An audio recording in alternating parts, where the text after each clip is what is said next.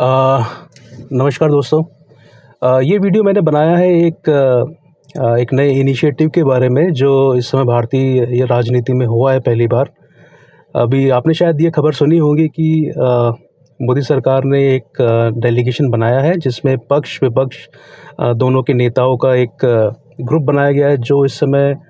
पूरी दुनिया के अलग-अलग देशों में जाएँगे और वहाँ पे जाकर जो भी ऑपरेशन सिंदूर हुआ है या पहलगाम की जो घटना हुई है, उसके बाद की जो घटनाक्रम है उसके ऊपर अपना जो भी पक्ष है भारत का उसको ये लोग रखेंगे। तो ये काफ़ी अच्छा इनिशिएटिव मैं इसको मानता हूँ क्योंकि इससे भारत की जो राजनीतिक एकजुटता है, उसका एक प्रदर्शन होगा जो पिछले कुछ सालों से हम जो देखते आ रहे हैं कि वो कहीं न कहीं मिसिंग रही है क्योंकि जो भी आप घटनाएँ देख लीजिए, चाहे आप उरी के बाद की सर्जिकल स्ट्राइक देख लीजिए, बालाकोट की स्ट्राइक देख लीजिए, उसके बाद आप देखेंगे कि भारत का जो विपक्ष है वो किस तरीके से अलग तरीके से अलग ही सुर में बात किया करता था और पहलगाम के बाद भी ऐसा हमें देखने को मिला है। लेकिन शायद सरकार इस बार चाह रही है कि सारी पार्टियाँ, पॉलिटिकल पार्टियाँ एक एक प्लेटफ़ॉर्म पे रहें, एक एक साथ रहें, शायद इसलिए उन्होंने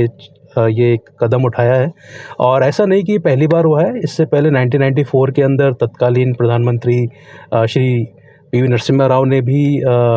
विपक्ष के नेता जो उस समय थे माननीय अटल बिहारी वाजपेयी जी, उनको भेजा था यूएन के अंदर पाकिस्तान के प्रोपेगेंडा को काउंटर करने के लिए और उन्होंने काफ़ी अच्छा काम भी किया था।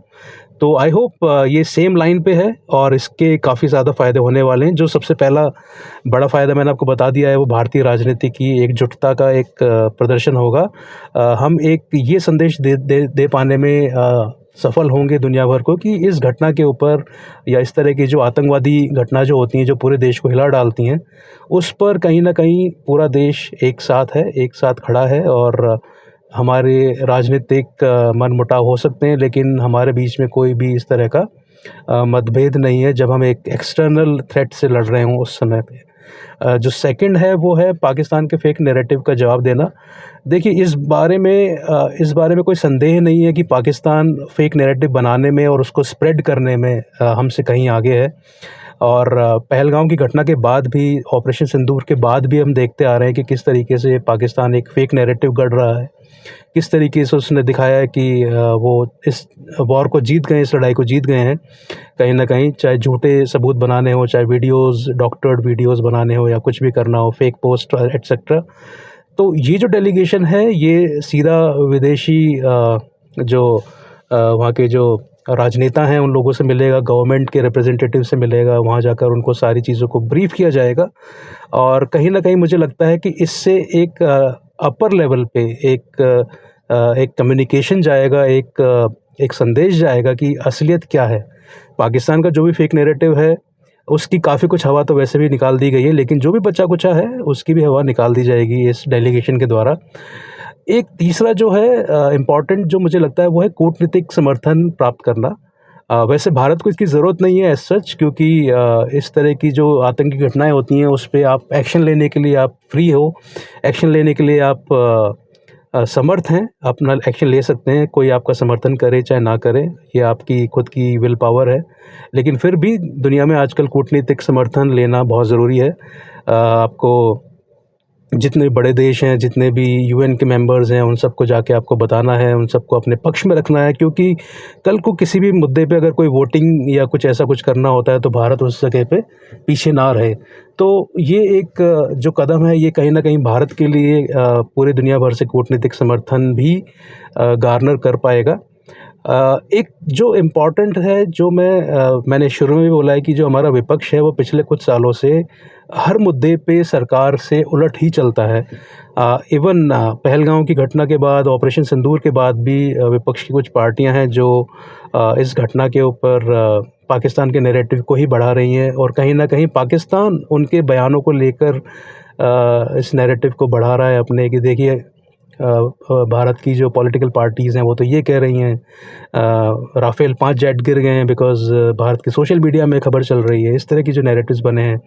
तो यहाँ पर विपक्ष को एक मोदी जी ने एक प्लेटफ़ॉर्म दिया है, एक अवसर दिया है कि वो आकर अपनी क्रेडिबिलिटी को यहाँ पर बढ़ा सके, वो आकर ये दिखा सके कि नहीं, इस तरह के जो मुद्दे होते हैं, इस तरह के जो वैश्विक मुद्दे हैं जिनसे करोड़ों भारतीय कहीं न कहीं इम्पैक्ट होते हैं, उस पर हम लोग एक साथ हैं।